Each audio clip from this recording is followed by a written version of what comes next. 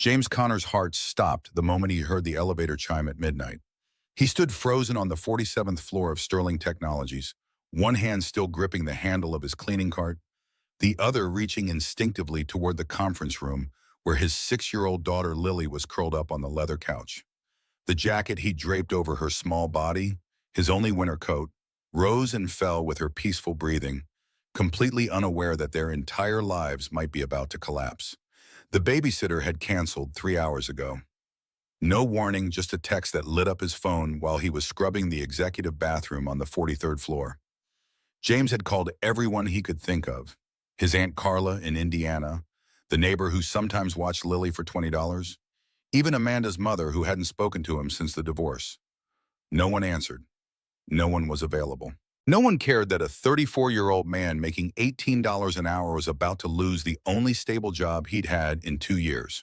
So he'd driven home, collected his sleeping daughter from their studio apartment in Logan Square, and brought her back to the one place he wasn't supposed to bring her. The one place that could get him fired immediately, no questions, no second chances. He told himself it would be fine. The executive floor was always empty after 9. He'd finish his rounds, let Lily sleep somewhere warm and safe, and no one would ever know. The elevator chime echoed again, louder this time, and James felt his chest constrict with the kind of fear that made his hands shake and his vision narrow. Only 3 people had access cards for this floor after hours. He grabbed the card handle and turned toward the conference room, but his shoes squeaked on the freshly polished marble, and the sound carried in the silent hallway like a gunshot. Too late. The elevator doors slid open and Victoria Sterling stepped out into the corridor. Not just any executive, the CEO, the woman whose face had been on the cover of Forbes last month with the headline, "The Ice Queen of Tech." She wore a black Armani suit despite the hour, her dark hair pulled back in the severe bun that had become her signature. When her eyes locked onto James, they were the kind of cold that made grown men in boardrooms stumble over their presentations. Then her gaze shifted past him to the 3 weeks into the arrangement. James woke to the smell of coffee and the sound of Lily's laughter echoing from the kitchen. He found them there, Victoria at the stove attempting pancakes while Lily sat at the counter, swinging her legs and offering commentary on technique with the brutal honesty only 6-year-olds possessed. "You're flipping them too early, Mommy Victoria. They're not bubbly yet." Victoria glanced up as James entered, and something passed between them that felt dangerously close to real. She'd started leaving the office at 6 most evenings, a shift that hadn't gone unnoticed by her staff. Sharon Valdez had commented last week during a conference call that Victoria seemed more focused in meetings, less brittle around the edges. "Your husband is magic," Sharon had joked, not knowing how close to the truth she was. Not magic, just desperation wearing the mask of domestic contentment. James poured himself coffee and watched Victoria flip a pancake with slightly more confidence than before. The first week had been performances, careful choreography of hand touches and practiced smiles. The second week, the choreography started feeling like muscle memory. Now, in week 3, he sometimes forgot they were pretending. "Daddy, can Mommy Victoria come to my school play next Friday? I'm tree number 3. Victoria's hand froze mid-flip, the spatula hovering in the air. She looked to James for guidance, and he saw the fear beneath her careful expression. Not fear of saying yes, but fear of what yes meant. That she was becoming part of something she hadn't paid for, something the contract didn't cover. "Of course she can, if she wants to." "I'd love to, sweetheart." The pancake burned. Victoria scraped it off onto a plate with a grimace, and Lily giggled. The sound was pure and uncomplicated, the kind of happiness that made James's chest ache because he knew it had an expiration date. 4 weeks from now, the contract would end, and they'd take their money and disappear, and Lily would have to learn again that the adults in her life could vanish without warning. That night, Victoria volunteered to put Lily to bed. James stood in the hallway outside Lily's room, listening through the crack in the door. Victoria sat on the edge of the canopy bed with a opinion of Where the Wild Things Are, reading with the stiff formality of someone presenting quarterly earnings to investors. "You're reading too fast." Lily's voice was gentle but critical. "Daddy does voices." A pause. Then Victoria attempted a monster voice that came out flat and monotone, and they roared their terrible roars. That's not a monster voice. I have no idea what I'm doing. The honesty in Victoria's voice made James lean closer to the door. He heard Lily shift on the bed, probably sitting up to look Victoria in the eye with that serious expression she got when dispensing wisdom beyond her years. It's okay. You can learn. Daddy wasn't good at first either. Victoria tried again, this time going so over the top with the monster voice that it circled back to ridiculous. Lily's laughter burst out like fireworks, delighted and surprised. And soon Victoria was laughing too. Real laughter. Not the polished corporate version she used at investor meetings. James found Victoria 20 minutes later, sitting on the floor outside Lily's room, knees drawn up to her chest like a child herself. She looked up when his shadow fell across her, and her eyes were wet. I've never been around children. I don't know how to be maternal. What if I'm terrible at this? James slid down the wall to sit beside her, their shoulders touching in the narrow hallway. You're not terrible. You're learning. That's different. At work, I know every answer. Here, I'm completely lost. Welcome to parenting. None of us know what we're doing. We just love them and hope it's enough. Victoria leaned her head on his shoulder, natural, not practiced. They sat in comfortable silence, and James realized that the moments between the performances were becoming more real than the performances themselves. Somewhere in the past 3 weeks, the lie had started growing roots. The warning came on a Wednesday, week 3, mid-afternoon. Diane's voice on the phone carried the kind of tension that made James's stomach clench before she'd finished the first sentence. Nathan hired Whitmore and Associates, most aggressive PI firm in Chicago. They're interviewing people at Sterling, talking to Amanda, pulling financial records, looking for proof the marriage is fake. Victoria went pale in the way James had learned meant she was close to panic. Her knuckles went white around her coffee cup, and he watched her force herself to breathe evenly, maintaining control through sheer force of will. What did they find? Nothing yet, but Nathan's too confident. He knows something we don't, or he's about to discover something. That evening, Victoria's phone lit up with a text from an unknown number. James was close enough to see it over her shoulder. I know everything. Soon everyone else will too. Enjoy the fantasy while it lasts. N. Victoria stared at the screen for a long moment, then set the phone down with exaggerated care, like it might explode if handled roughly. When she finally spoke, her voice was so quiet James almost didn't hear it. He's going to reveal something at the board meeting. Something designed for maximum damage. What could he possibly know? We've been careful. Nathan always has contingency plans. She walked to the balcony, her safe space for processing fear. James followed, finding her gripping the railing hard enough that her arms trembled. The October wind was sharp off the lake, carrying the smell of coming winter. Talk to me. What's Nathan going to reveal? The silence stretched so long James thought she wouldn't answer. Then, barely audible over the wind, 8 years ago, my sister killed someone. James went still, waited, let the words settle in the cold air between them. March 17th, 2017, Sarah was 23, drunk and high on cocaine, hit and run on Lakeshore Drive. She killed a 19-year-old college student named David Morales. He died at the scene. Her voice was mechanical now, reciting facts like reading a police report. Sarah called me, terrified. I had a choice, call the police or protect my sister. I paid the Morales family $2.5 million to stay quiet. Got Sarah into the best rehab facility money could buy. She never faced charges. David was buried without justice, and his family got a check that couldn't possibly make up for losing their son. James processed this, watching Victoria's profile against the city lights. She looked carved from stone, every line of her face rigid with the effort of not falling apart. He thought about his own father dying slowly from lung cancer, about the desperation that made people cross lines they never thought they'd cross. How often do you think about David? The question seemed to surprise her.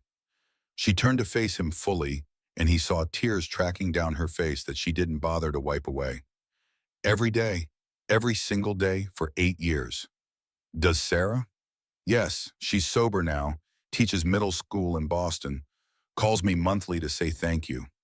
I hear the guilt eating her alive through the phone the same way it eats at me. James moved closer, put his hands on her shoulders. Victoria, what you did was wrong. I'm not going to pretend it wasn't. But you've been carrying this alone for 8 years. That's punishment enough. David's family lost their son. I helped make sure no one was held accountable. Then maybe it's time to try giving them something real instead of just money. Not legally, your lawyer would have a stroke, but as a person. Apologize. Acknowledge what can't be fixed. Victoria looked at him like he'd spoken a foreign language. They'd never agree to meet me. Maybe not, but you could try. The board meeting arrived too quickly. James stood in front of the bathroom mirror at 7 in the morning, adjusting his Tom Ford tie for the 5th time, trying to look like someone who belonged in corporate boardrooms instead of cleaning them. His hands shook slightly, and he gripped the marble counter to steady them.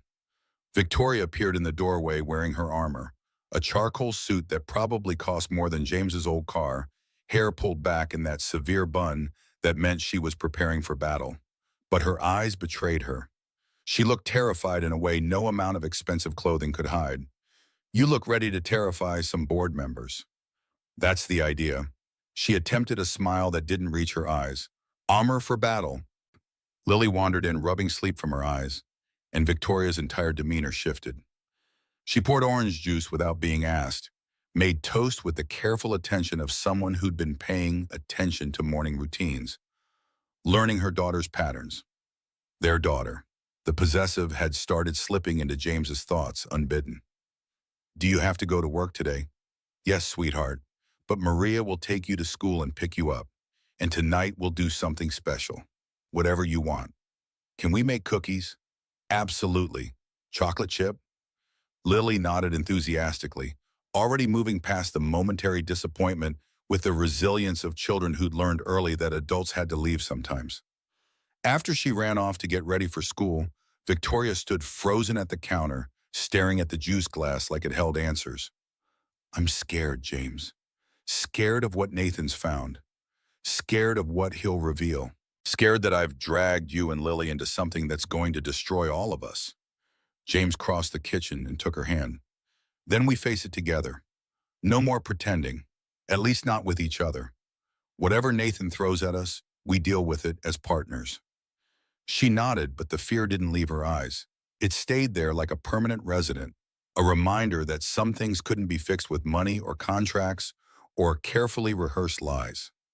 The executive boardroom at Sterling Technologies was designed to intimidate. Floor-to-ceiling windows overlooked Chicago's Loop. 47 stories of glass and steel, making it clear that the people who sat at this table operated above the everyday concerns of ordinary life. The mahogany conference table could seat 20, but today held 11 board members: Victoria, James, Nathan and his 2 lawyers, and Diane. Nathan sat at the far end with his legal team, folders stacked high in front of him like ammunition. He looked polished and confident in a way that made James's stomach turn. This was a man who'd spent 3 years planning Victoria's destruction, and he was finally ready to pull the trigger. Robert Hayes, the board chair, called the meeting to order with the gravity of someone presiding over a trial. We're here to address Nathan Pierce's lawsuit requesting removal of Victoria Sterling as CEO on grounds of mental instability and compromised judgment. Nathan, present your case. Nathan stood slowly, savoring the moment. Thank you, Robert. This isn't personal. It's about fiduciary responsibility. Victoria has demonstrated an inability to maintain work-life balance, leading to erratic decision-making that puts this company at risk. He pulled up his presentation on the massive screen behind him. Bank transfer records showing $50,000 wired to James the day after their marriage was filed. Security footage time-stamped from the night Victoria found James with Lily, clearly their first interaction. Employment records showing James's promotion exactly 24 hours after the marriage certificate was processed. Phone logs proving zero communication between them before that midnight encounter. This isn't a love story, it's a transaction. Victoria, facing scrutiny about her inability to maintain relationships, hired herself a family. She paid $50,000 up front, promised $150,000 more, plus career advancement for Mr. Connor. This is fraud designed to manipulate this board. Murmurs rippled around the table. Even Sharon looked troubled. and James felt his carefully constructed world starting to crack. Then Nathan played his trump card. A new slide appeared, a photograph of a young man with a bright smile frozen at 19 forever. David Morales, 19 years old, sophomore at UIC. On March 17, 2017, he was killed in a hit-and-run on Lakeshore Drive. The driver was never charged. Victoria's face went absolutely white. James grabbed her hand under the table, felt it ice cold and trembling. The driver was Sarah Sterling, Victoria's younger sister, drunk and high on cocaine. Victoria paid the Morales family $2.5 million to keep quiet, used her wealth and influence to obstruct justice, ensuring Sarah never faced consequences for killing a college student. Nathan produced documents, settlement agreements with names redacted but amounts visible, bank transfers, police reports mysteriously closed with suspicious notations. The evidence was damning, laid out with the precision of someone who'd been building this case for years. This is who you have running your company, someone who thinks money solves everything, who will sacrifice anything, including justice for a dead teenager, to protect her interests. You think this marriage is real? It's the same pattern. Victoria found a problem and threw money at it until it went away. The room erupted. Carol looked vindicated. Sharon looked devastated. Robert pounded his gavel, calling for order while chaos swirled around them. James felt Victoria's hand crushing his, felt her entire body rigid with the effort of not breaking down in front of everyone. Victoria, do you have a response? She tried to stand, but her legs wouldn't support her. James stood instead, pulling focus before he had consciously decided to move. Every eye in the room swung to him, and he felt the weight of judgment from people who'd never known what it meant to be invisible, to be desperate, to make choices that kept you awake at night. Mr. Pierce, you said David Morales was 19 when he died, a sophomore, whole life ahead of him. Nathan looked annoyed at the interruption. Yes, tragic loss. So you're using a dead kid as ammunition in a corporate power play. Does that seem right to you? I'm exposing the truth. No, you're exploiting a family's tragedy to win a board vote. You don't care about David Morales or justice. You care about hurting Victoria because she chose the company over you. James turned to address the full board, and the words came from somewhere deeper than rehearsal, somewhere honest and raw that he hadn't known he could access. 8 years ago, Victoria faced an impossible choice. Her sister, probably the only family she had left, called her terrified, guilty, facing prison. Victoria made a choice. Not a legal choice, not an unethical choice by any standard, but a human choice. He looked directly at Nathan. And you knew about it. You were her husband at the time, right? Did you report it to authorities? Nathan hesitated just long enough to reveal the answer. Thomas Liu leaned forward, voice sharp with sudden understanding. Nathan, did you know about this incident when it happened? That's not the point. Actually, it's precisely the point. Sharon's voice cut like a blade. You knew for 8 years and said nothing until Victoria divorced you. That's not concern for justice. That's revenge. James continued, momentum building. Victoria gave the Morales family money that couldn't possibly compensate for losing their son. She got Sarah into treatment. Sarah's been sober 7 years now, teaches middle school. Victoria's carried the guilt for 8 years, and I guarantee it's eaten at her every single day. His voice softened. You want to judge her for that? Fine. But don't pretend you're doing it for noble reasons. You're doing it because a woman you once loved chose something else over you, and you've spent 3 years plotting revenge. Robert Hayes' voice was cold steel. Nathan, obstruction of justice has a 3-year statute of limitations in Illinois. Even if everything you say is true, it's no longer prosecutable. You're dredging up old pain for political purposes. Carol Brennan surprisingly spoke up. I came here today prepared to support Nathan's motion, but this, she gestured at the presentation, this is vindictive. Using a dead boy's photograph as a PowerPoint slide, that's grotesque. The vote came swiftly. Robert's motion to dismiss the lawsuit and affirm Victoria as CEO passed 11-0, unanimous. Nathan gathered his papers with shaking hands, his carefully constructed case collapsing around him like a building imploding from the inside. He stopped by James and Victoria on his way out, leaning close enough that only they could hear. Enjoy your little fantasy. I wonder how your husband will feel when he learns all your secrets. After the board members filed out, Sharon hugging Victoria, Thomas giving James a respectful nod, Victoria collapsed in her chair. Diane left them alone, recognizing that some moments required privacy more than legal counsel. What did he mean, all your secrets? David is the only thing. He's bluffing. But James didn't believe it, and neither did Victoria. They sat in the empty boardroom as Chicago spread out below them. Two people who'd started as strangers and somewhere along the way had become something else. Something that didn't have a name yet, but felt dangerously close to real.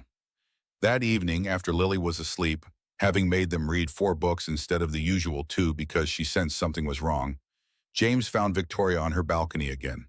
She stood with her back to the city, face tilted up toward the October sky like she was searching for answers in the stars. You defended me. After knowing what I did, you defended me in front of everyone. James moved to stand beside her. You think I don't understand desperate choices? My dad had lung cancer. Insurance wouldn't cover experimental treatment. I seriously considered stealing the medication from the hospital pharmacy where I work part-time. Planned it out, figured out how to bypass security. Only reason I didn't is because Dad refused, said he wouldn't let me ruin my life for his. Victoria turned to look at him, really look at him like she was seeing him for the first time. You never told me that. We all have moments where we're willing to cross lines for people we love. You crossed yours. You've been punishing yourself for 8 years. Maybe that's enough. She leaned against him, and he wrapped his arms around her without thinking about performance or contracts or anything except the fact that she was shaking and he wanted to make it stop. They stood like that for a long time, watching the city lights blur and sharpen as tears dried on both their faces. This arrangement, we said 6 weeks, but I'm starting to want, she stopped herself. Want what? For this to be real. Come home to you and Lily, make dinner, read bedtime stories, have someone who defends me not because they're paid to, but because they actually care. James cupped her face, tilted it up so she had to meet his eyes. What if I'm not trapped? What if I'm choosing to stay? You don't know me well enough to choose that. Then give me time to know you. Real time, not performance time. He made the decision as he spoke it, felt it settle in his chest like something inevitable. We have 3 weeks left on the contract. Let's make them real. No more pretending, at least not with each other. And at the end, we decide what happens next based on truth, not obligation. Victoria searched his face like she was looking for proof this wasn't another manipulation, another transaction dressed up as something more. Then she kissed him, desperate and real and full of months of loneliness, finally finding somewhere to land. When they finally pulled apart, both breathing hard, she rested her forehead against his.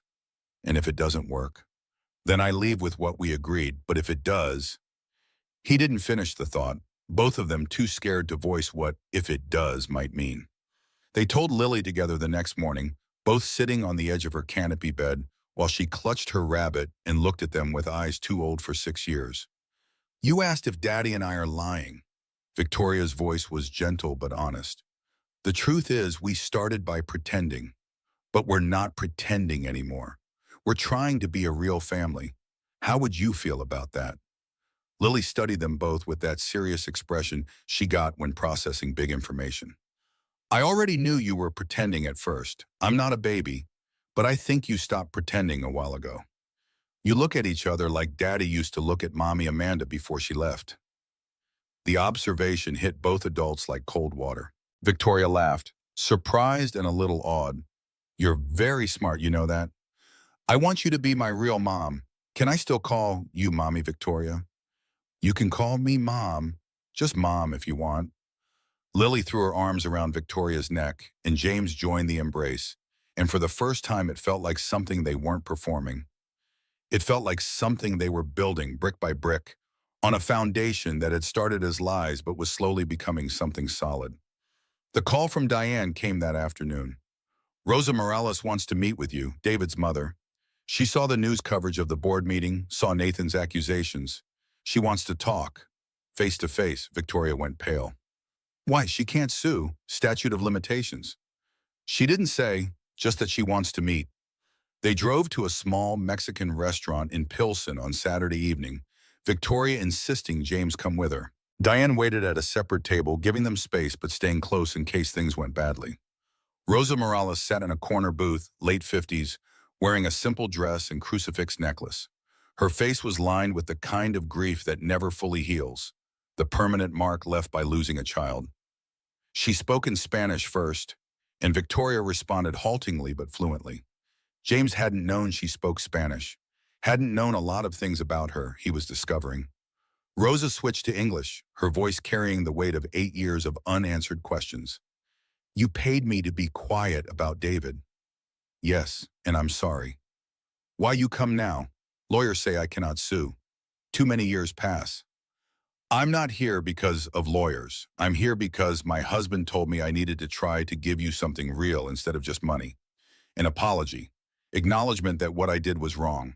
Rosa studied Victoria with eyes that had seen too much suffering, too much injustice that money couldn't fix. Your sister, she killed my son.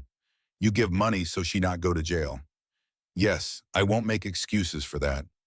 I chose my sister over justice for David. You have children? Victoria glanced at James, not biologically, but yes, I'm raising my husband's daughter. Then you understand. You understand why mother do anything to save her child. The words hit Victoria visibly. She nodded, tears streaming down her face that she didn't try to hide. Rosa continued, pulling out a worn photograph from her wallet, a young man with a bright smile, frozen forever at 19. Your sister, she write me letters. Every year on March 15th, she say sorry. She say she go to church, pray for David. She try to be good person now. Victoria looked shocked. I didn't know Sarah contacted you. She not use your money to pay me. She use her money, teacher money. Small amount each year, she say is for David's brothers.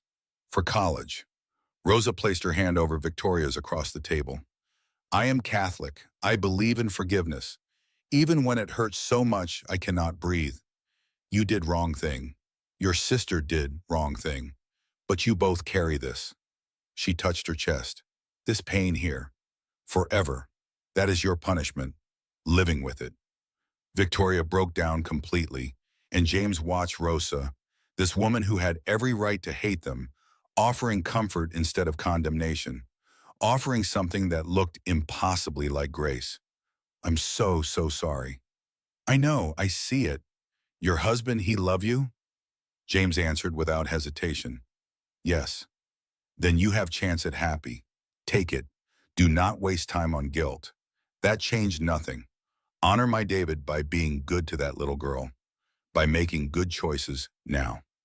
After they left, Victoria cried in the car for 20 minutes. James held her while she shook, while 8 years of carrying something too heavy finally found somewhere to release. When she could breathe again, she looked at him with red-rimmed eyes. How did you know I needed that? Because you can't move forward while you're still running from the past. And I think you want to move forward now with Lily, with me, with life, young. I do. God help me, I really do. They drove home in silence, but it was the comfortable kind, the kind that meant they'd crossed some invisible threshold together. The kind that meant whatever happened next, they'd face it as partners instead of strangers pretending to be something they weren't. The lie had become the most honest thing either of them had in a long time, and neither knew quite what to do with that truth except hold on to it and hope it was strong enough to survive whatever came next. In conference room door, where Lily's small form was visible on the couch, and something in Victoria's expression changed, not anger, something worse, something that looked almost like panic. The air between them seemed to crystallize. James opened his mouth, but no sound came out. His mind raced through explanations, apologies, pleas, anything that might salvage this disaster. He thought about the letter from Amanda's lawyer that had arrived 2 weeks ago, the one with the language burned into his brain like a brand. Father lacks stable employment and appropriate living conditions for minor child. One more strike. That's all it would take. One more reason for a judge to look at him and see a man who couldn't provide, couldn't protect, couldn't be trusted with his own daughter. Victoria walked past him without a word. heels clicking on the marble with the precise rhythm of someone who had never doubted her right to be anywhere. She stopped at the threshold of the conference room and stood there, staring at Lily's sleeping form. James noticed that her hands were trembling slightly, though whether from anger or something else, he couldn't tell. When she finally turned to face him, her voice was perfectly controlled, which somehow made it more terrifying than if she'd shouted. Each word came out measured and cold, like a judge reading a sentence. You brought a child into my building, after hours, into my private conference room. James's mouth went dry. Every word he'd prepared evaporated. All he could think about was the custody hearing scheduled for next month, about Amanda's new boyfriend Richard with his VP salary and his three-bedroom house in Lincoln Park, about Lily asking him last week why they never had enough food at the end of the month. Miss Sterling, I can explain. Conference room now. She walked past him again, and James forced his legs to move, forced himself to follow her into the room where Lily slept, forced himself to stand there while Victoria positioned herself by the floor-to-ceiling windows overlooking Chicago's glittering skyline. The city spread out below them like a promise neither of them could touch. All that wealth and possibility, right there, completely out of reach. Victoria didn't turn around. She stood with her back to him, silhouetted against the lights, and when she spoke, her voice had dropped to barely above a whisper. The question hit him like a physical blow. How much do you love your daughter? James blinked, thrown completely off balance. I'm sorry, what? Would you do anything to keep her? Victoria's voice was rough now, stripped of its corporate polish. Would you lie? Would you pretend? Would you let strangers believe something that isn't true if it meant she stayed with you? His throat tightened. He looked at Lily sleeping peacefully, her small chest rising and falling, with the deep, untroubled breaths of someone who still believed her father could protect her from anything. Someone who didn't know that protection sometimes meant making choices that kept you awake at night. Of course I would. She's everything. Victoria nodded slowly, like he'd just passed some test he didn't know he was taking. Then she turned to face him, and James saw something in her expression that terrified him more than anger ever could. She looked scared, actually genuinely scared, in a way that made no sense for a woman who ran a $500 million company. Then I need you to listen very carefully. In the next minute, I'm going to make you an offer. If you say no, you walk out of here tonight and never come back. Security will escort you out, and your employment record will show termination for a cause. Her phone buzzed on the conference table. James saw the name on the screen, Nathan, and watched Victoria's face go even paler. She silenced it without looking at the message. But if you say yes, both our lives change forever. There's no going back, no second chances, no changing your mind in a week when you realize what you have agreed to. James felt like the floor was tilting beneath him. I don't understand. Victoria's next words came out clipped and precise, like she was negotiating a merger. Like she was discussing something that didn't involve two strangers standing in an empty office at midnight. Like she wasn't asking him to do something that sounded completely insane. Pretend you're my husband, starting tomorrow in front of everyone who matters, board members, investors, judges, or pack your things tonight and explain to a family court judge why you lost your stable job. The room spun. James gripped the back of a chair to steady himself. Why? Why would you possibly need? Because someone very dangerous is trying to take everything from me, and you're the only person in this building who has something to lose just as badly as I do. She pulled out her phone and opened a document, her fingers moving with the kind of efficiency that came from a lifetime of making decisions under pressure. James watched her scroll through legal filings, depositions, evidence of something he didn't understand but could feel the weight of. My ex-husband filed a lawsuit 3 days ago. He's claiming I'm mentally unstable and unfit to run this company. The board votes in 3 weeks on whether to remove me as CEO. She swiped to another screen and held it out. James saw dense legal language, motions filled with psychiatric terminology and business jargon that might as well have been written in a foreign language. Nathan Pierce is arguing that I have no life outside this office. No family, no stability, just an obsession with power that's warping my judgment. And he's not entirely wrong. Her voice cracked on the last word, and James realized with a shock that she was telling him the truth. Not the corporate version, not the carefully managed public persona, but something raw and desperate. I need to prove I have balance, a family, stability. And you, she looked at him with an expression that mixed desperation and calculation in equal measure. You're a single father working night shifts to provide for your daughter. You're devoted, reliable, exactly what I need people to see. James's head was spinning. None of this made sense. CEOs didn't proposition janitors at midnight. They didn't offer to solve custody disputes or promise money they couldn't possibly be serious about. This was the kind of thing that happened in movies, not to guys who dropped out of community college to take care of their dying fathers. You want me to lie to your board of directors? I want you to play a role for 6 weeks. You'll appear at board meetings, investor dinners, court proceedings as my husband. We'll create a backstory that explains how we met, why we married quickly, why no one knew about it. This is insane. This is survival. Victoria's mask slipped completely, and James saw genuine terror underneath. Nathan isn't just trying to take my company. He's trying to destroy me. He's been planning this for 3 years, planting stories with journalists, manipulating board members, hiring private investigators to dig up anything he can weaponize. This lawsuit is just the opening move. Why would he hate you that much? Because I chose the company over him, over our marriage. Because I discovered he was embezzling $8 million and I gave him a choice. Leave quietly with a generous settlement or I'd go to the authorities. He took the money, but he's never forgiven me for it. She pulled up another document and James saw numbers that made his breath catch. A contract laid out in the kind of precise legal language that made everything feel both more real and more surreal. $50,000 up front, deposited within 24 hours. Another $150,000 when this is over in 6 weeks. Your daughter will attend Rosewood Academy, fully paid, $48,000 a year. You'll be promoted to Director of Facilities Management, $92,000 annual salary starting immediately. James stared at the numbers. $200,000. Lily in the best private school in Chicago, a salary that would let him fight Amanda's custody claim and actually win.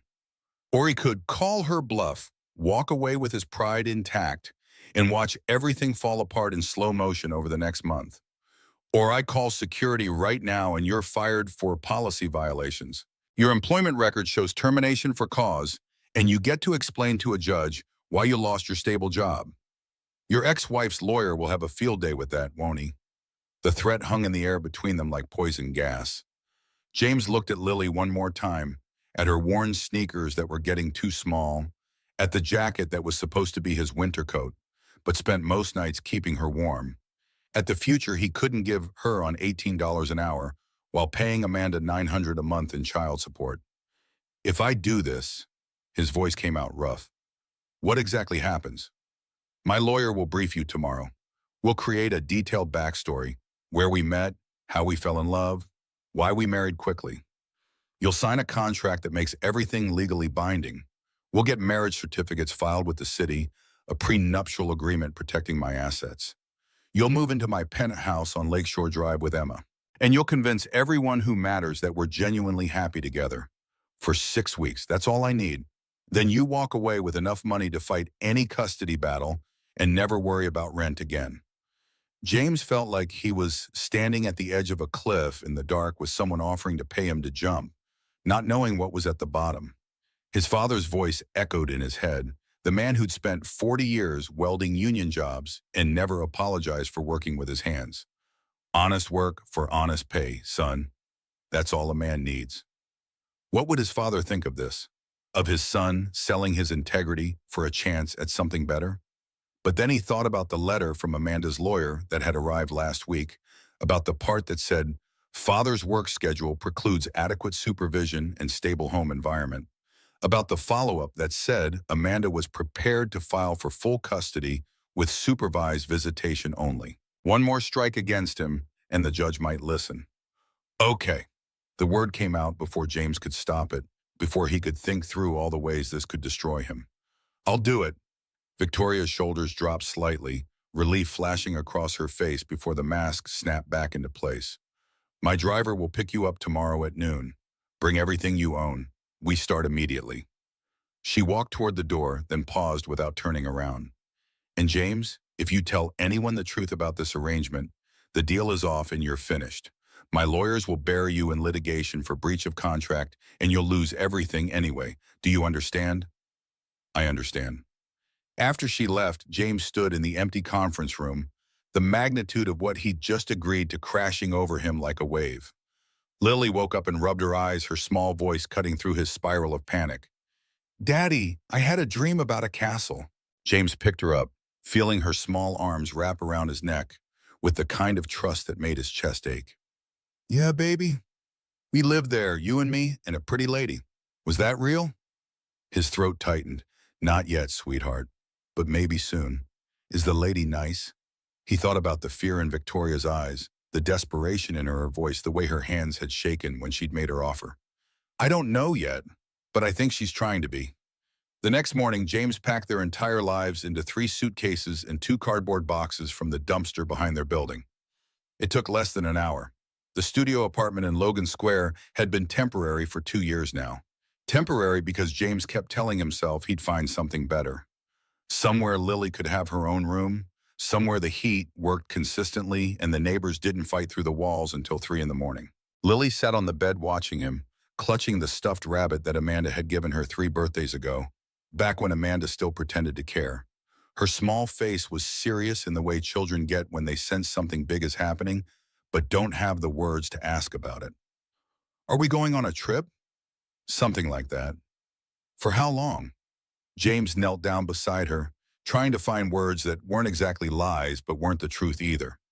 How do you explain to a 6-year-old that her father just agreed to fake a marriage to save both their futures? How do you make that sound like anything other than the desperate gamble it was? Remember how Daddy has to work really hard sometimes to take care of you? Lily nodded solemnly, her dark eyes too old for her face. Well, I'm going to do a special job for the next few weeks.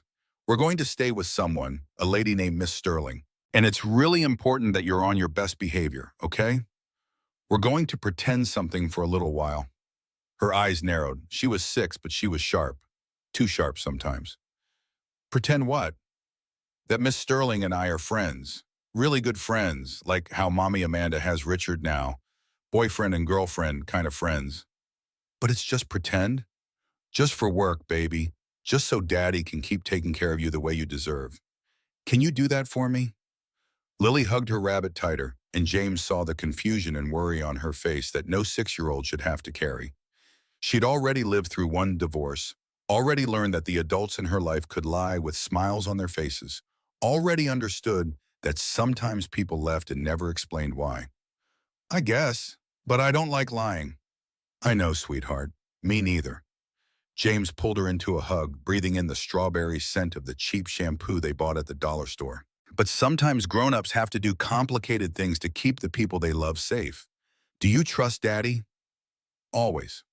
Then trust me now, okay? At exactly noon, a black Mercedes S-Class pulled up outside their building.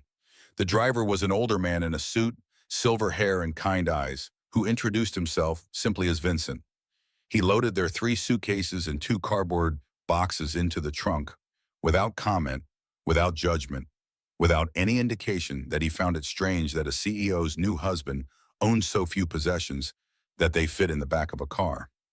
Lily pressed her face against the window as they drove through downtown Chicago, her eyes wide at buildings she'd only ever seen from a distance. The Willis Tower rose above them like a monument to everything James had never been able to give her. All that glass and steel, representing a world that existed parallel to theirs, but never quite touching.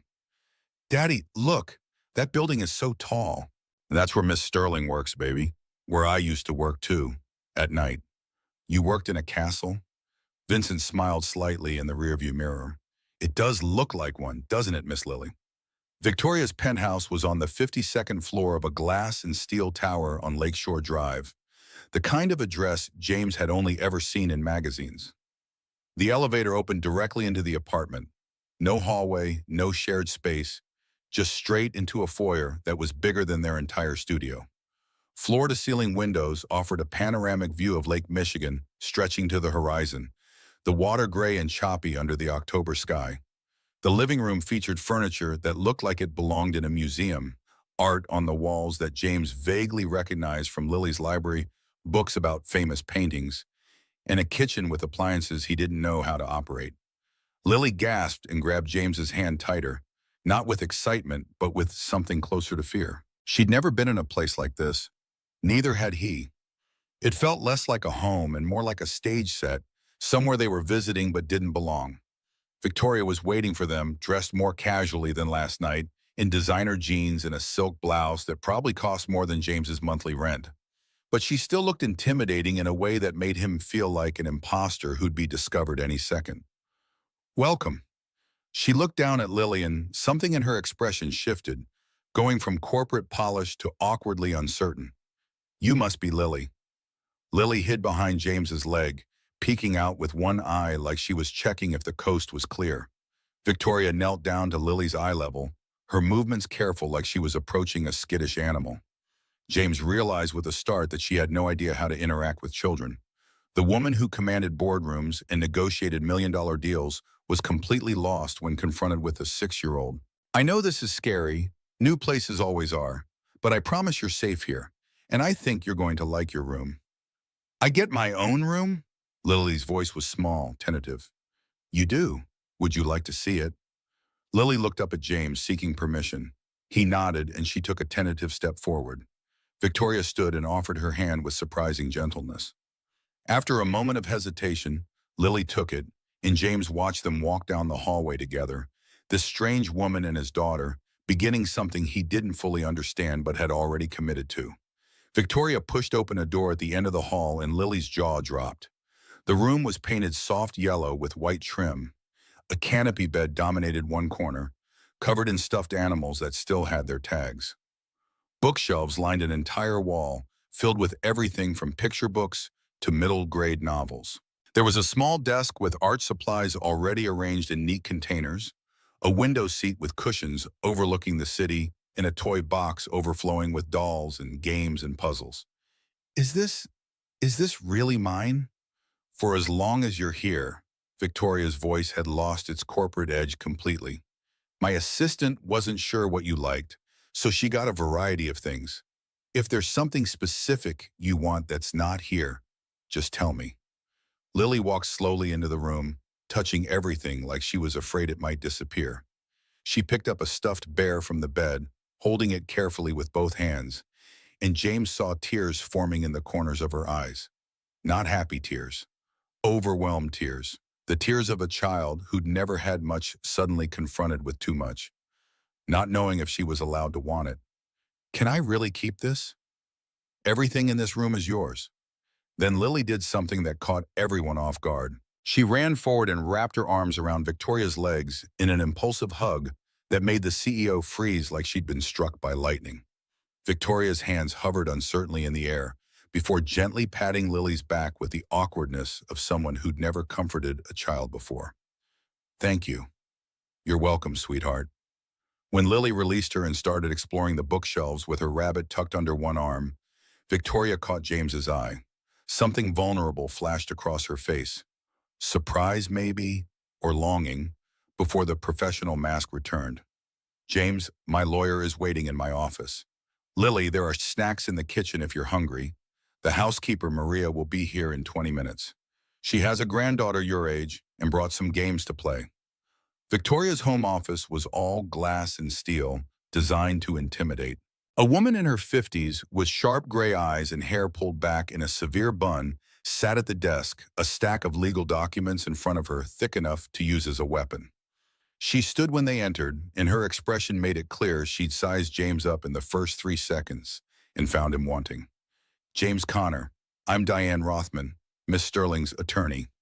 She gestured to a chair with the kind of authority that suggested refusing wasn't an option. "Sit. We have a lot to cover and not much time." For the next 3 hours, Diane walked James through every detail of the fabricated story with the precision of a general planning a military campaign. She had everything mapped out, every contingency planned, every potential question anticipated. It was impressive and terrifying in equal measure.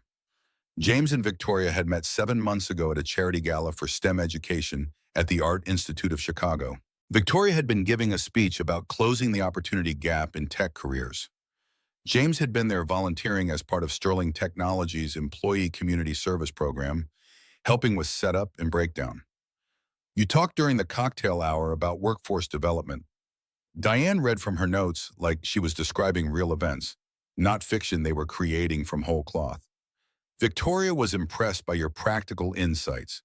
You'd grown up without much money, worked your way through community college before financial constraints forced you to drop out. You understood the barriers that keep people trapped in low-wage work despite having skills and intelligence. She found that perspective valuable. James's stomach twisted. The backstory felt too close to the truth to be comfortable, like they were taking his real life and twisting it into something strategic.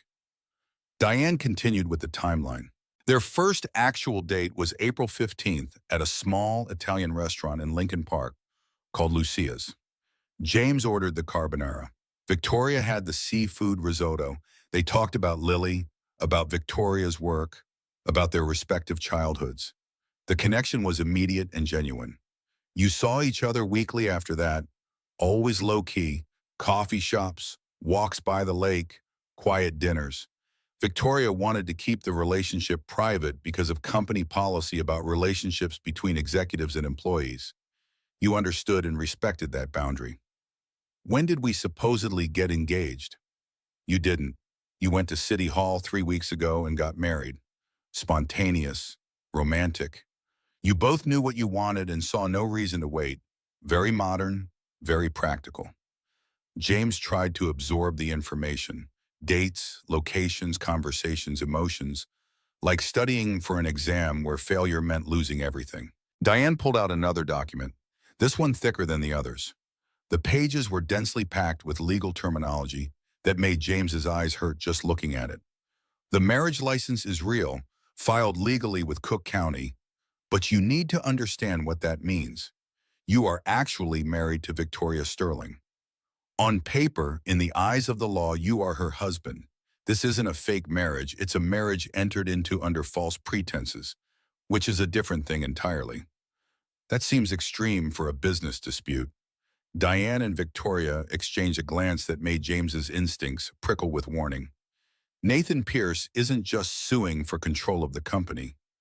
Diane's voice took on a careful quality, like she was choosing each word with precision.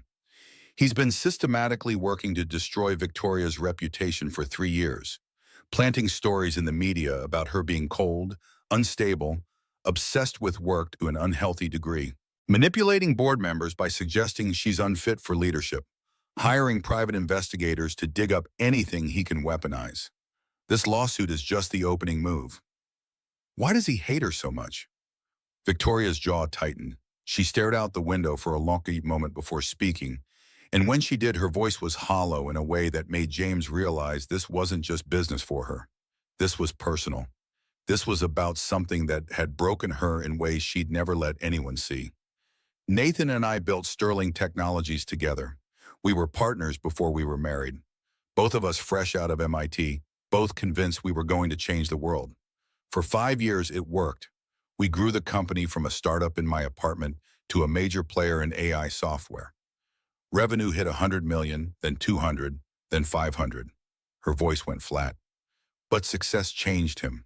He started taking shortcuts, making deals that compromised our values. I found evidence he was embezzling, using shell corporations to siphon money from the company we'd built together. $8 million over 18 months. So you divorced him? I gave him a choice. Leave quietly with 50 million and sign away all claims to the company, or I'd go to the authorities with evidence of fraud and watch him go to prison. He took the money. Victoria turned to face James directly, and he saw something in her eyes that explained everything. The fear, the desperation, the willingness to pay a stranger to pretend to be her husband. But he's never forgiven me for it. In his mind, I betrayed him, chose the company over our marriage, and now he wants me to lose everything the way he did. The lawsuit isn't about business, it's about revenge. That's why you're so scared. I'm scared because I don't know what else he has. Nathan always has contingency plans, backup strategies, insurance policies. Whatever he reveals at that board meeting in 3 weeks, it's going to be designed to cause maximum damage. And I need to be ready for it. Diane pushed the contract across the desk. 23 pages of dense legal language that would take James hours to fully parse. Read it carefully. Once you sign, you're bound by its terms. If you violate the confidentiality clause or attempt to extort additional money, Victoria can sue you for breach of contract and you'll owe her $5 million in damages. Do you understand? James read through the key sections, forcing himself to focus despite the surreal feeling that he'd somehow stepped into someone else's life. The payments were clearly outlined. 50,000 within 24 hours, 150,000 upon successful completion of the 6-week arrangement. Lily's tuition at Rosewood Academy would be paid in full for the academic year. James's promotion to Director of Facilities Management would be effective immediately with a salary of $92,000 per year. There was also a prenuptial agreement, equally detailed, that made it clear James had no claim to Victoria's fortune. If the marriage ended and the contract specified it would end after 6 weeks unless both parties agreed to extend, James would leave with exactly what was specified in the contract and nothing more. His hands shook slightly as he signed. This was real. He just legally married a woman he didn't know, agreed to lie to everyone, and bound himself to a situation he didn't fully understand. The pen felt heavy in his hand, like he was signing away more than just his name. Diane collected the papers efficiently, like she did this sort of thing every day.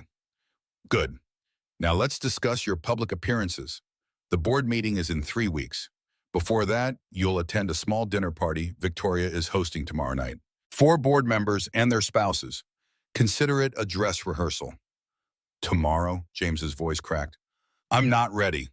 You'll be ready. We're drilling you on the backstory all day today. Maria will work with Lily on appropriate behavior for formal events. You'll both have new wardrobes delivered this afternoon. Victoria's stylist is coming at 4 to make you look like someone who belongs in her world. The rest of the day blurred together in an overwhelming rush of preparation.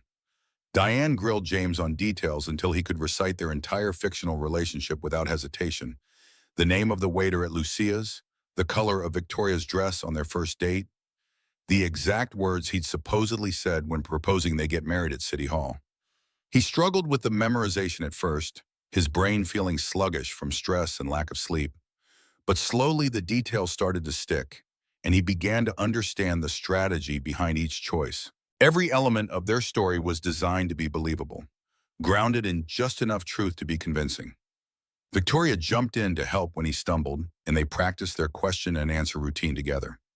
Something shifted during that process. They were building something together, even if it was built on lies.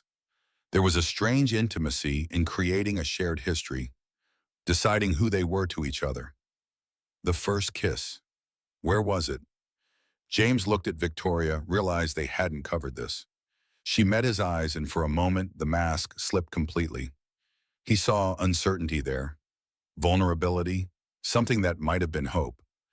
After the Lucia's date, you walked me to my car in the parking garage. It was raining.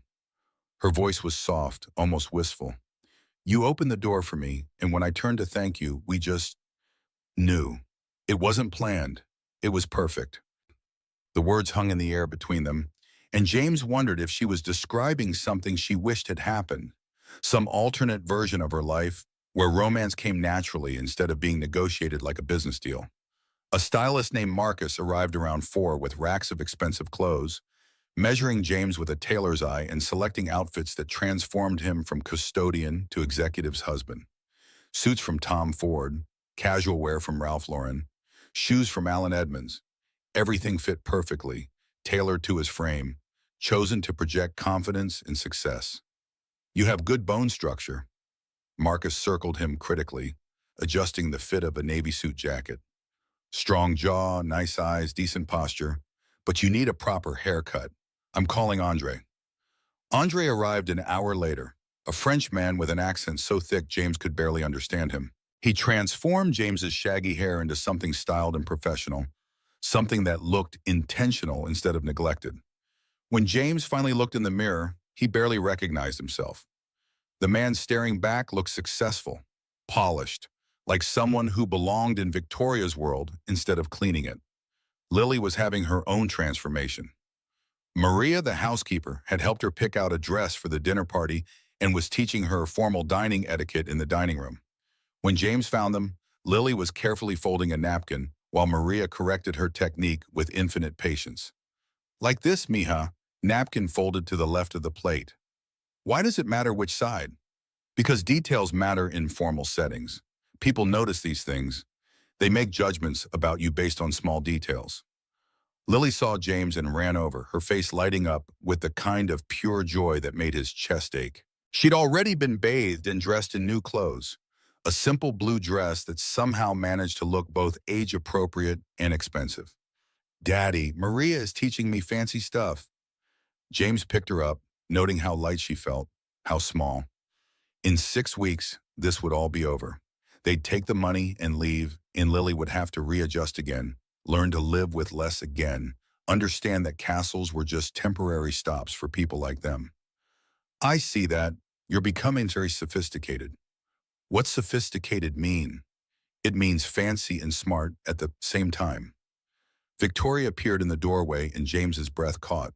She'd changed into a simple black dress, her hair down around her shoulders instead of pulled back in that severe bun. She looked softer somehow, less like a CEO and more like a woman who might actually be someone's wife. More like someone who might laugh at dinner parties instead of negotiating mergers. The guests arrive at 7 tomorrow evening. Margaret Chen, Robert Hayes, Thomas Liu, and Carol Brennan, all board members, all skeptical of my ability to balance work and personal life. We need to convince them we're genuinely happy together. How do we do that?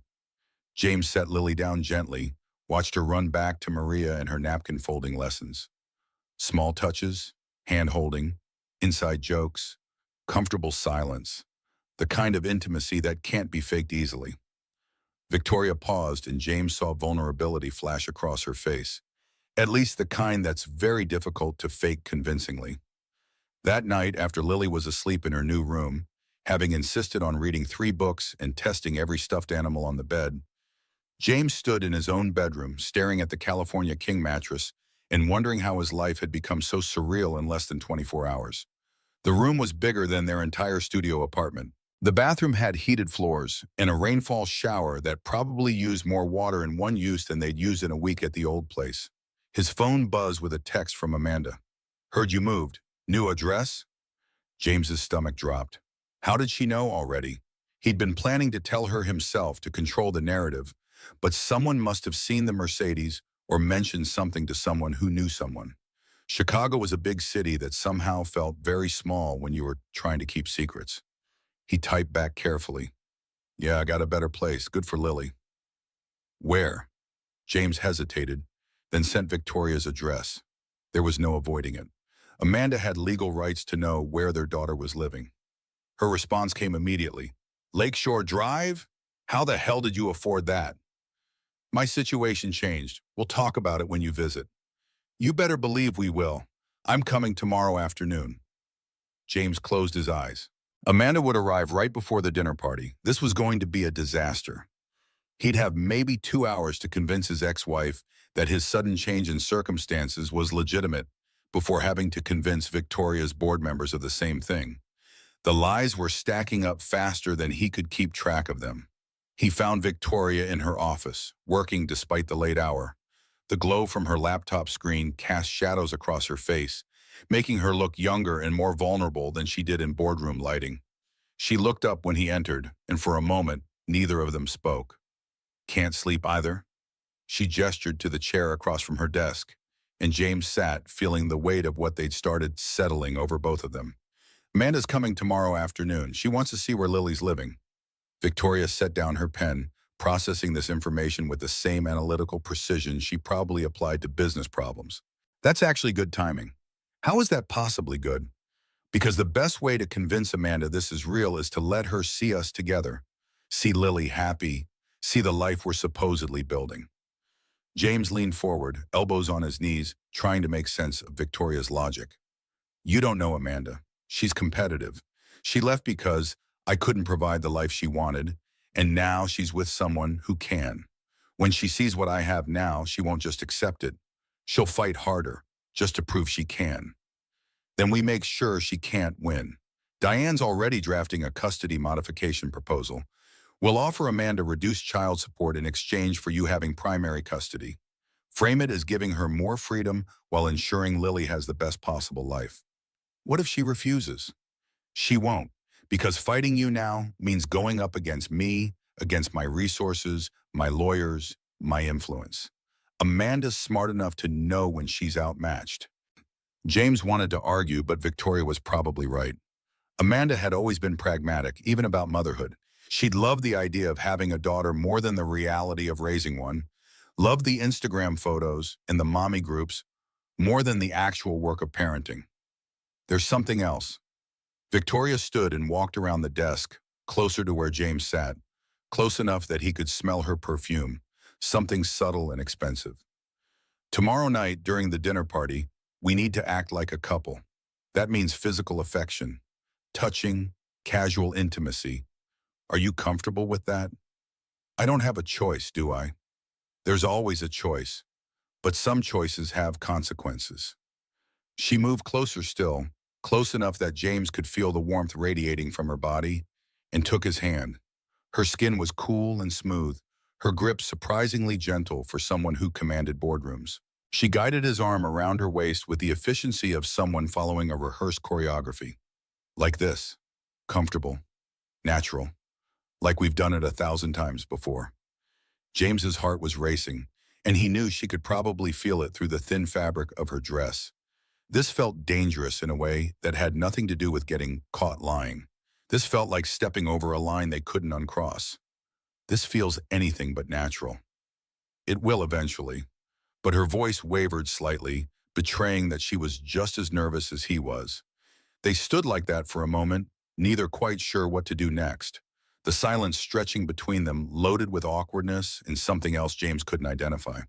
Then Victoria stepped back, breaking the contact, and James felt an unexpected sense of loss.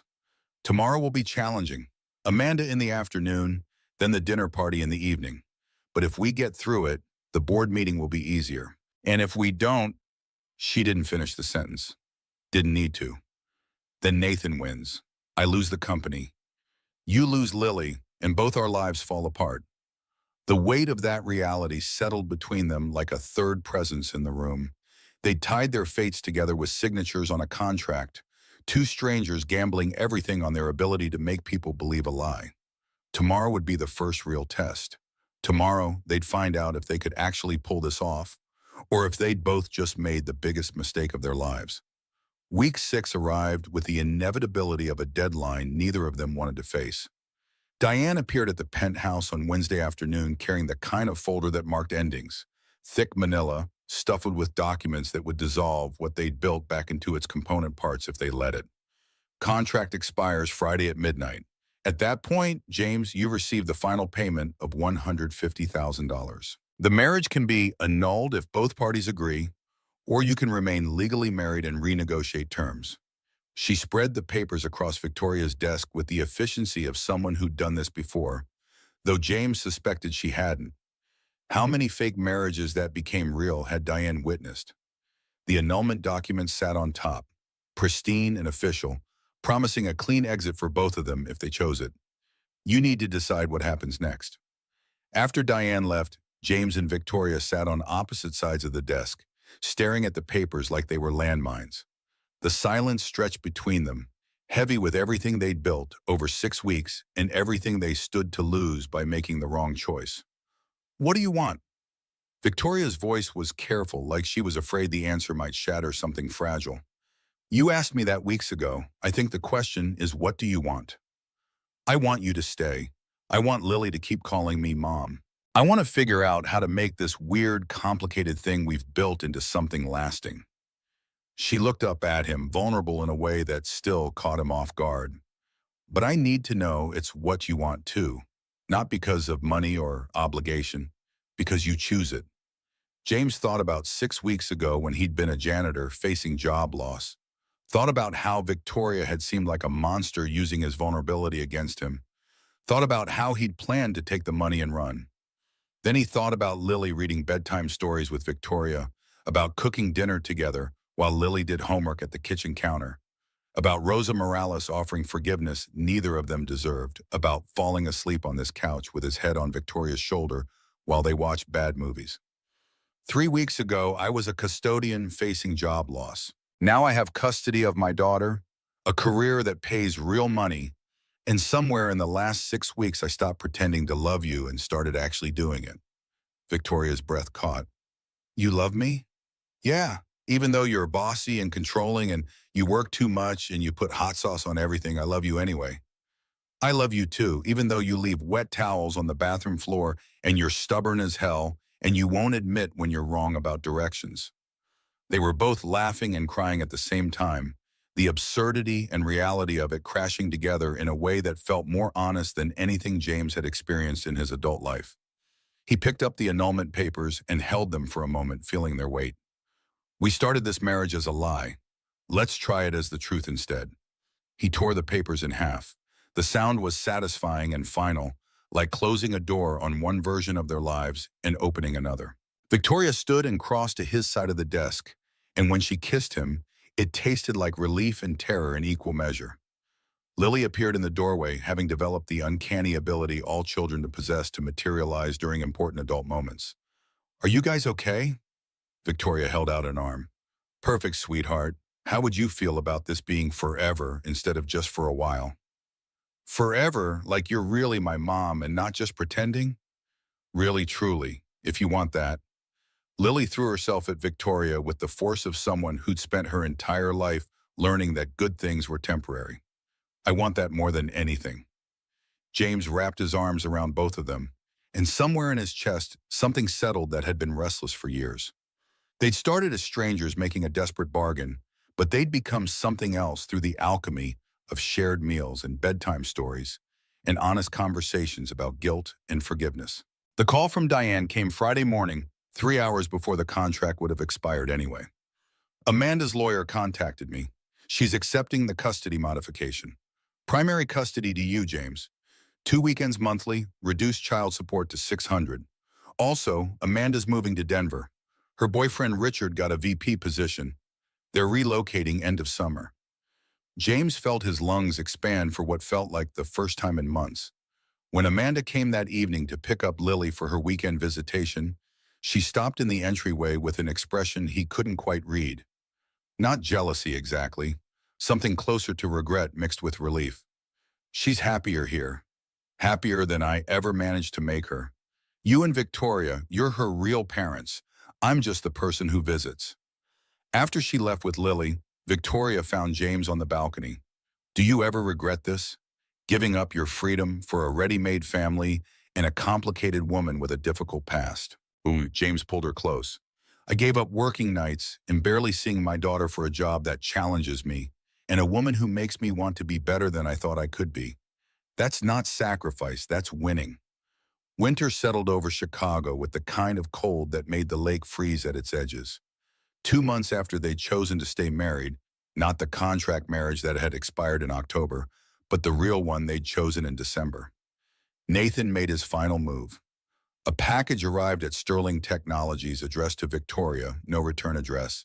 Inside were photographs of James from 6 months ago, looking exhausted and disheveled in his custodian uniform. Lily's school records showing behavioral issues from 2 years back when Amanda had left. James's bankruptcy filing from 4 years prior, medical debt from his father's cancer treatment spread across pages like evidence of moral failure. The note was simple. Ready to show the world who your husband really is? Call me. We can make a deal. N. Victoria's hands shook as she showed James that evening.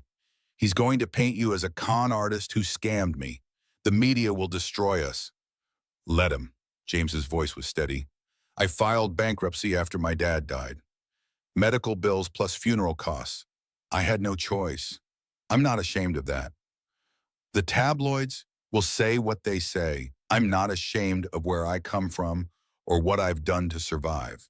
If Nathan wants to expose that, let him try. I'll own every bit of it. Diane's voice on speakerphone was cautious. If this goes public, the optics are challenging. Shareholders might panic. Then let them panic. We don't negotiate with him. Not now, not ever. That night, James wrote something he'd never written before. A LinkedIn post that laid bare his entire story. He didn't tell Victoria he was doing it, didn't ask permission, or run it past lawyers. He just wrote the truth the way he'd learned to speak it over the past 2 months, honest and plain and unashamed. The post detailed everything Nathan had threatened to expose. Growing up in Cicero in a 2-bedroom house, his father the union welder, dropping out of community college to care for a dying parent, the bankruptcy at 30 from medical debt he'd never agreed to but inherited anyway, working as a janitor for 4 years, invisible to people who never learned his name, meeting Victoria not through planning, but through desperation, through bringing his daughter to work because he had no other choice. We fell in love. Fast, complicated, imperfect. I married her knowing people would judge, knowing people would assume I was after her money. I signed a prenup that guarantees I get nothing if we divorce. I married her anyway. Someone is trying to destroy our family by exposing my past. Fine, here it is. I was poor. I made mistakes. I struggled. I filed bankruptcy. I worked night shifts while my daughter slept on office couches. I did what I had to do to survive. But I'm not ashamed. My dad taught me honest work deserves dignity. I've worked honestly my entire life. If that's shameful, then I'm guilty. I love my wife. I love my daughter. We're a real family. If you don't believe that, I don't care.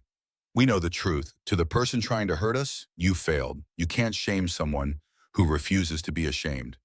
The post went viral. 2 million views in 24 hours, 500,000 likes. Other executives sharing similar stories about growing up poor, about fighting through bankruptcy, about the shame society attaches to survival. The hashtag honest work trended nationally. Sterling's stock didn't drop. It climbed 8%, higher than before Nathan's attacks. Nathan's attempt at blackmail backfired spectacularly. His own lawyer quit when the attempted extortion came to light, citing ethics violations. Sterling's board issued a public statement supporting James and Victoria. Shareholders demanded Nathan sell his remaining stock. Within a week, he'd gone from powerful executive to pariah, shut out of the industry he'd helped build. No arrest, no dramatic downfall, just the slow realization that he'd become irrelevant. The ultimate defeat for someone who'd craved power above everything else. Victoria read the LinkedIn post with tears streaming down her face. You didn't tell me you were doing this. You've been defending me for months. My turn to defend us. Spring came late to Chicago that year, winter refusing to release its grip until April brought warmth that felt earned rather than given. 6 months after the contract had expired, James woke to find Victoria already up, coffee brewing, staring out at Lake Michigan as ice broke into chunks that drifted toward open water. I want to do something. Come with me. They drove to City Hall, the same building where they'd filed their marriage license 8 months ago, under completely different circumstances. The same clerk was working, the woman who'd processed their paperwork, when they'd been strangers performing a transaction. She recognized them immediately, her face lighting up with the kind of joy that comes from witnessing something improbable work out against all odds. You too, I remember you. You looked terrified that day. We were. And now, James and Victoria looked at each other, and the answer was written in the way they stood, the way their hands found each other without thinking, the way Lily bounced between them with the confidence of a child who knew her family was solid. Now we're sure. They renewed their vows in front of the clerk with Lily as their only witness. Simple words, honest this time, stripped of performance and pretense. Victoria, 8 months ago I married you out of desperation. Today I marry you out of love. You saw me when I was invisible. You made me believe I deserved more than survival. You taught me that love isn't about where you come from. It's about where you're willing to go together. James, 8 months ago I married you out of fear. Today I marry you out of choice. You taught me that success means nothing without people to share it with. You gave me a family when I'd convinced myself I didn't deserve one. You defended me when I couldn't defend myself. Lily insisted on adding her own vow, standing between them with the seriousness of someone taking a sacred oath. "And I love both of you. Can we get pizza after this?" The clerk cried and handed them tissues along with their signed paperwork. The same marriage, different meaning. Outside, Chicago was blooming into spring, the harsh winter finally releasing its grip. They got pizza. They went home. They started building the next chapter with the same careful attention they'd given the first one. Summer brought Sarah and her husband Tom from Boston with infant David Thomas, named for the boy who died, named for the guilt she'd carry forever, but was learning to live alongside. Victoria held her nephew and cried, and Sarah whispered thank you over and over like a prayer, like forgiveness was something that needed constant renewal to stay real. Fall arrived with this kind of crispness that made Chicago feel alive again after summer's humidity. Sterling Technologies prepared for its first annual scholarship ceremony, the David Morales Memorial Program, funding full college tuition for children of custodial and facilities workers across Illinois. 15 students would receive awards at the inaugural event, 15 families who'd spent years wondering how they'd afford higher education, suddenly given the same chances as everyone else. The ceremony was held in Sterling's main auditorium, 300 seats filled with parents in their work uniforms, custodians, maintenance workers, security guards, people who'd spent careers being invisible, finally being seen. James stood backstage with Victoria, watching through the curtain as the seats filled. His hands shook slightly, and she took one in both of hers. "You did this. You showed them that honest work matters. We did this, together." Victoria walked on stage to introduce the program, and James watched her command the room with the same confidence she brought to investor meetings. But this time with something else underneath, genuine emotion, unmasked care for the people she was addressing. "My husband taught me something I should have learned years ago. The people who keep our buildings running, who work night shifts so their children can sleep safely, who sacrifice their own comfort for their families, they deserve the same opportunities as everyone else. This program exists because we forgot that for too long. The David Morales Memorial Scholarship is our attempt to remember." 15 students walked across the stage to receive their awards. Jerome's daughter Marisol was among them, the girl whose father had worked nights for 15 years so she could have a better life. When her name was called, Jerome stood in the audience crying openly, and Marisol's speech cut through every defense James had built against his own emotions. "My dad worked third shift at Sterling Technologies for 15 years. He'd come home at dawn smelling like cleaning chemicals, sleep a few hours, then wake up to help me with homework before going back to work. He did that every day, every week, every year. People walked past him like he wasn't there, but he was there. He was always there for me." Her voice strengthened. "I'm going to Northwestern to study engineering. Not because I'm smarter than my dad, I'm not, but because someone finally recognized that people like us deserve chances too. Because Mr. and Mrs. Connor decided honest work deserves dignity. Thank you for seeing us. Thank you for making my dad's sacrifice worth something." The auditorium erupted in standing ovation. James couldn't see through his tears. Victoria's hand found his and squeezed, and when he looked at her, she was crying too. They'd started this journey as two desperate people making a transaction. They'd become something else entirely, people who understood what it meant to be invisible and were using their visibility to change things for others. After the ceremony, walking through the crowds of grateful families, they passed Miguel finishing his evening shift in the hallway. The young man looked surprised when James stopped. "Miguel, right?" "Yes, sir. I used to do what you do. Same shift, same building, same feeling of being invisible. Thank you for the work you do. It matters. And if you ever need anything, better equipment, different hours, help with anything, my office is always open. You're not invisible. Not to us." Miguel's eyes went wet. "Thank you, Mr. Connor. That means everything." After he walked away, Victoria leaned against James. "You still see them. Always will. That was me. Could have been me forever if things had gone different. Then we keep making sure people like Miguel have options. That's what we're here for." They drove home through autumn twilight, Chicago's skyline catching fire with sunset. Lily chattered from the back seat about the ceremony, about Marisol's speech, about whether she wanted to be an engineer too when she grew up. At the penthouse, they made chocolate chip cookies together. Lily directing operations, Victoria comfortable enough now to laugh when half the chocolate chips disappeared into mouths instead of batter. James taking photos of moments he'd once been too afraid to believe would last. Later, after Lily was asleep with Max, the golden retriever, curled at the foot of her bed, James found Victoria on the balcony. The space had become theirs over the past year. The place where fear was processed and decisions were made and honest conversations happened under the cover of darkness and city lights. Remember the first night we stood here?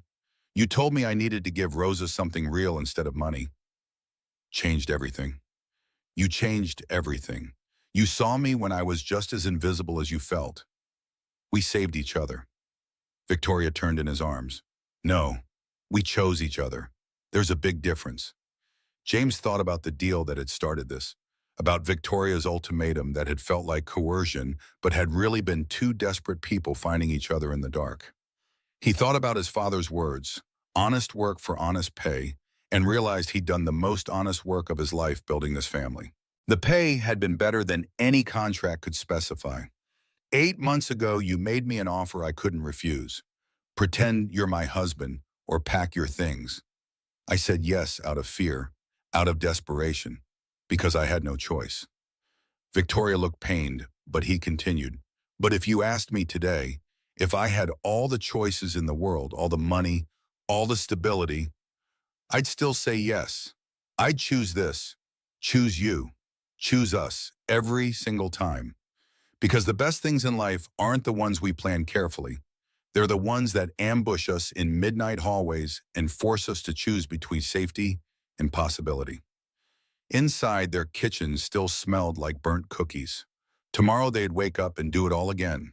The homework and the bedtime stories and the honest work of building a life together. The contract had expired months ago, but what they'd built had outlasted any legal agreement. They weren't together because they were required to be. They were together because they chose it. Every single day, they chose this. People ask James sometimes if he regretted taking that deal, starting a marriage with a lie. He told them he regretted the circumstances that forced the choice. He regretted the desperation. But the outcome? Never. Because most love stories don't start with perfect timing and clear intentions. They start messy, complicated, with two people who need each other meeting at exactly the right or exactly wrong moment. Victoria and James hadn't fallen in love the traditional way. They'd built it, piece by piece, through crisis and compromise, through truth and forgiveness. They'd earned each other in a way that felt more permanent than anything that came easy. And in doing so, they'd learned something worth remembering. Sometimes honest work and honest love are the same thing. Both require showing up every day and doing the hard thing even when it would be easier to walk away. Both deserve dignity. Both are worth fighting for. The fake marriage had become the realest thing in their lives, and they'd do it all over again in a heartbeat.